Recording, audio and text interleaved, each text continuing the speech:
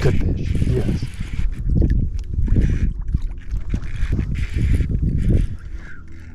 That is what I'm freaking talking about, baby. Please tell me you're a bass and not a snagged carp. If it's a bass, it's a nice one. What is up, everybody, and welcome to that Kentuckessee Angler Show. Thanks for joining me on this lovely Tennessee afternoon. Kind of a weird one. We got a high of 65 today, so it's actually quite warm out. However, we're on the cusp of a major storm swooping through. The rain got pushed back, so I figured I'd get out here, do a little creek fishing. Bait-wise, we're working that 2.5-inch Mayer, so we'll see what she can do out here. I think it's going to really thrive in this creek. I'm rigging that up on a 1/4 ounce jig head.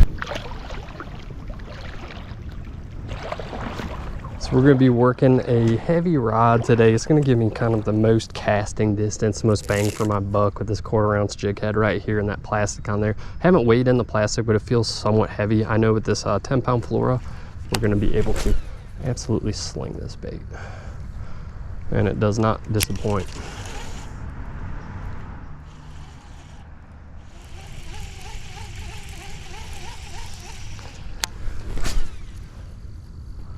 Another reason I chose this area, despite the berms kind of surrounding us, so giving us a little bit of wind resistance on a pretty windy day. It's about 17 miles per hour with higher gusts. As you can see, it doesn't have too much effect on the area. It's also a deep pocket amongst a fairly shallow creek, so I can almost count on some fish being here today. We just got to get them to bite, and I think this bait's going to be the ticket. That is a dicey cast, my friends. Right there in all that hard cover, but that's going to be the fish getter. Battle staff, like in Fort Bliss, and I get the email like, "Hey, you're on assignment." Yeah. It was, it was angry. Oh, I got one on. Hey, there we go. Nice smallie. Yeah, it's decent. Man, they're aggressive.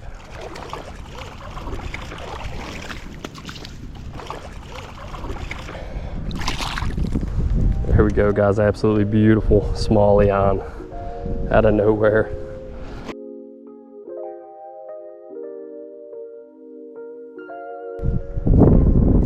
I gotta say, man, I'm really impressed with this plastic.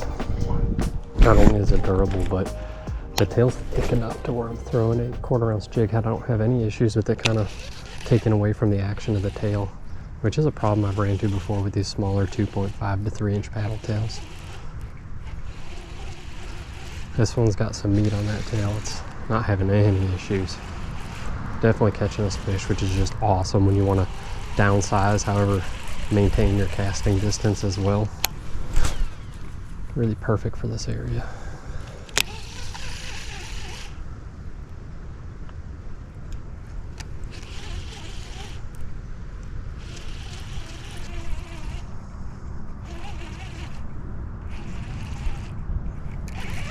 There we go. There's another one. What are we working with? Another smallie. Another smallie.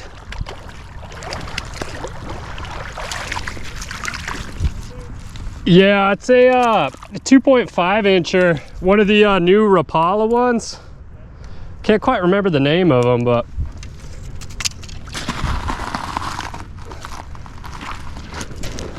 oh, there we go, guys. Smallie number 2. Absolutely gorgeous.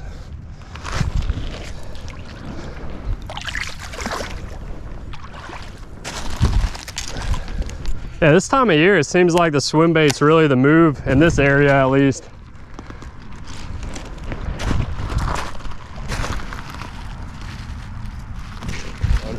So it's been raining for nearly 2 days straight, man. We finally have a break in it, and nearly every body of water, with the exception of the bigger river right now, is busting at the seams. It's muddied up. I'm gonna try my luck here. Hopefully I'm able to narrow in on a bite. There's certain areas on this river that do perform better than others, but we'll see what we can do. Well, I'm not sure if I'm even gonna be able to catch any fish today. Conditions are not pleasant. When the wind's not blowing, it's not too bad. However, when it does, man, it just cuts. There's a couple areas I can still access on the river from the bank, but they're few and far in between. Let's see if I can pull a couple fish. Tomorrow's looking clear, however, the amount of rain we got, the river's probably going to rise a lot. It's going to be close to unfishable.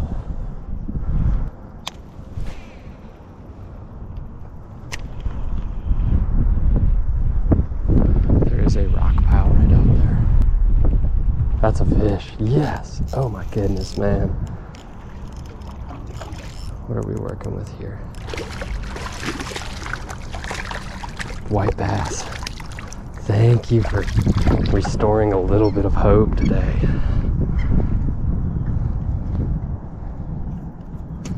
Pretty one too. Little slab, little thickie. Thanks for biting, buddy. I really appreciate it.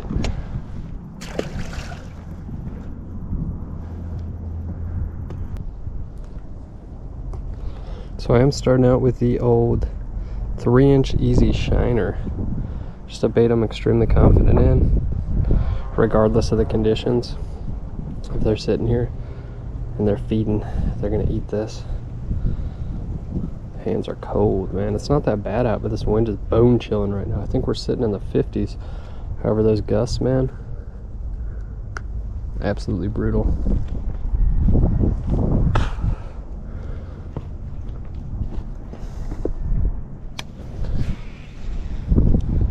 Should be sitting around here. Despite the awful conditions, these white bass don't seem to mind. I've caught them in worse. I don't think we're gonna have too much of an issue catching them right now. It's just me wanting to be out here. Got all kind of debris floating around. There's a basketball over there.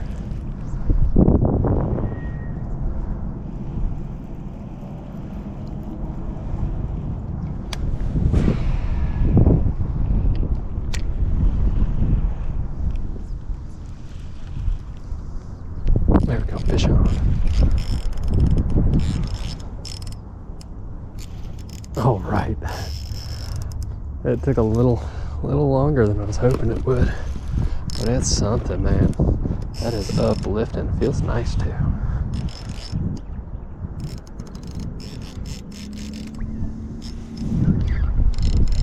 Come on in. It's a nice one.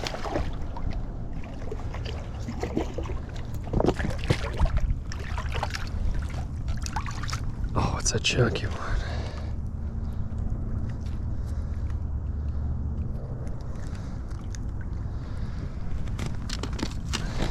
Thank you. A good size white bass. Here we go, guys. Just what I needed, man. A beautiful hard fighting white. I mean, she's got some good size to her. Got a belly on ya.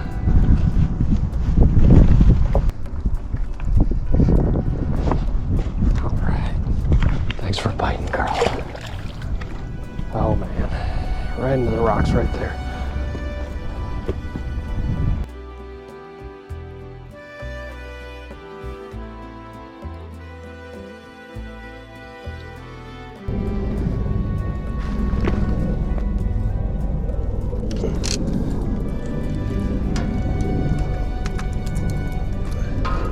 Something jumped right over here.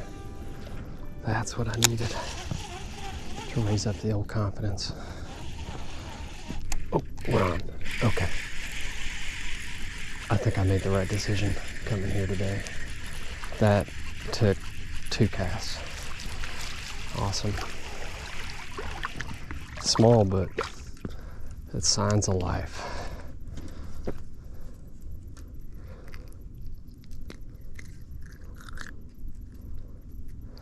Thank you for biting, buddy. You're tiny, man, but I really appreciate it.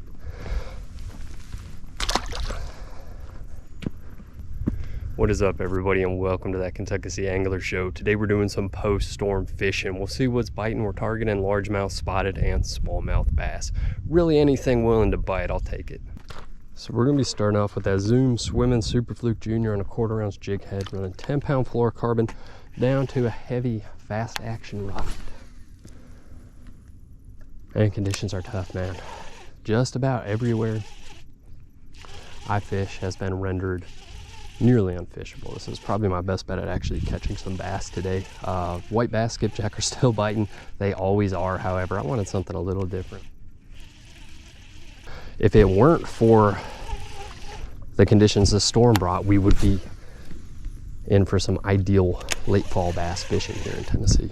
Now, water levels are up just about everywhere. Most areas are unfishable, and I did some scouting before coming here today. I gotta say, man, it's tough all around. Clarity is off. This is probably the best area for water clarity, considering it's such a big river. It's hard to mess this up, but even this clarity is just pretty dang off. Ton of debris in the water. I don't know what else to complain about. It's gonna be tough, man. It's basically like fishing flood conditions right now. So we'll see what we can do. I'm seeing some active bait in the area, which is something. Occasionally fish jumping here and there. Don't really know what they are, but I got a feeling we're gonna be able to pull some bass. This might have to work hard for them.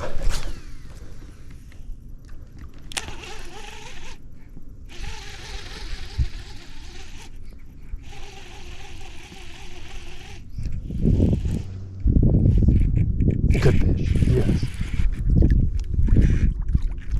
Oh, that's a nice one. That is what I'm freaking talking about, baby.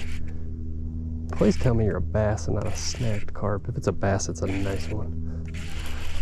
I'm kind of concerned I foul hooked a carp. They've been jumping everywhere around here. Oh, he ate it. It's a buffalo, man. All right. Oh, let me tell you all about these fish, and they fight hard, dude. Smallmouth buffalo, man. They get common around this time of year, and they get extremely aggressive when they spawn. So you can catch them with paddle tails and whatnot. Now, I don't know if they're spawning. That's something I just read about why they eat these sorts of baits, but it might very well be it. It's gonna be hard to land. It's actually the first one I've caught this late in the year. This is actually the first buffalo I've caught this December. Oh no, I got him. Oh, they're extremely strong too. He snapped me off. I've been running my bait over a bunch of rocks, so. All right, buddy.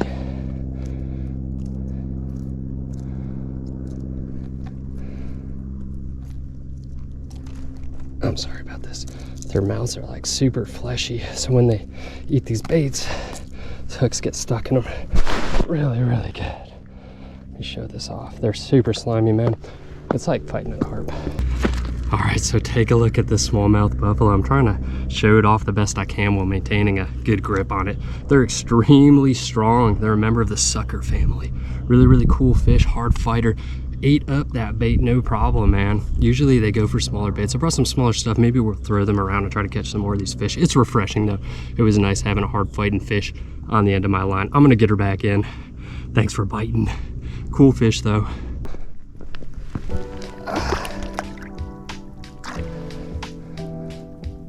Thanks for biting. Okay, she's off. That kind of made me a bit concerned really. She hit the water with that swim and I'm at a weird angle. I wasn't really able to revive her, but she just kicked away. Good stuff. Well, I hope y'all enjoyed the video. I had a great time making this one. As always, if you did, drop a like, consider subscribing. It really does help push the channel. Now let's get into these lures. So this is the bait I really wanted to focus on today, man. The Rapala, the 2.5-inch Mayer by Rapala off their, I'd say it's still fairly new, plastic line. So this came out, what, maybe last year at some point. I fished the 3-inchers. So this comes in 2.5-inch, 3-inch, and 4-inch. Your 2.5s are in a generous 8-pack. Well, I'm happy with 8 soft plastic paddle tails, especially at that $6.99 price. You can pull them off of, I want to say I got these from Dick's, but I just checked online at Tackle Warehouse at other kind of larger online tackle stores, and they all rang in at around $6.99, so you can kind of count on that price.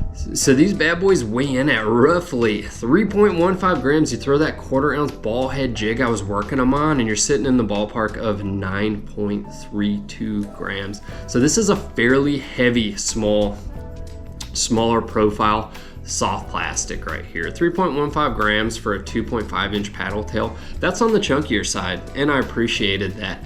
I knew they would thrive with that 1/4 ounce jig head as soon as I saw them. Typically when I'm throwing like a 2 to 2.5 inch paddle tail, I get a bit concerned when I bump that weight up to that 1/4 inch size to kind of maximize my casting distance. Sometimes that the larger weight, especially centered at the nose of this bait, the way I like to rig it, takes away a bit from the action of that tail. You know, you won't get quite the wiggle. However, I didn't have any issues with this bait. As you can see, it's got a chunky boot on there, man. It's a well-designed lure. I mean, it's pretty good looking. It's detailed. You got eyes. You got a little back fin right there. Belly's somewhat ribbed. I don't know how I'd put that. I guess that's how I'd call it. This is the electric shad color. The other one I threw, the one I caught the smallies on, was some sort of white. I'm gonna look that up. I'll drop it in the description. It's a stellar bait, dude. It's really, really detailed. It works well, and it's extremely durable. I took these out. Actually, don't have too many left because I did some on the right after that flood. I ended up kind of trying to scout out a few places, throwing my bait up in some chocolate milk, and I was just snagging on cover left and right. So I had this bait pulled off my jig head over and over again. I think I reset one nearly a dozen times, and it continued to reset well. I wasn't running into the issue where you reset a bait, 2-3 times and it starts slipping off your hook keeper. No problems whatsoever, and I was using that ball head jig. The way I like to rig it, man, pretty simple. If you're unfamiliar with rigging soft plastic paddle tails, you're simply gonna take that hook through the nose, pop it out the back right at that bend. It's gonna look something like that. Anyhow, guys, I hope you all enjoyed the video. The other 2 plastics we threw, I talk about them a lot on the channel, so I'm not going to right now. However, we had that 3-inch Easy Shiner by Kitech and that Zoom Swimming Super Fluke Junior. I will list those in the description as well. I hope you all enjoyed the video. Be good to yourselves, be good to each other, and get some fish on, my friends.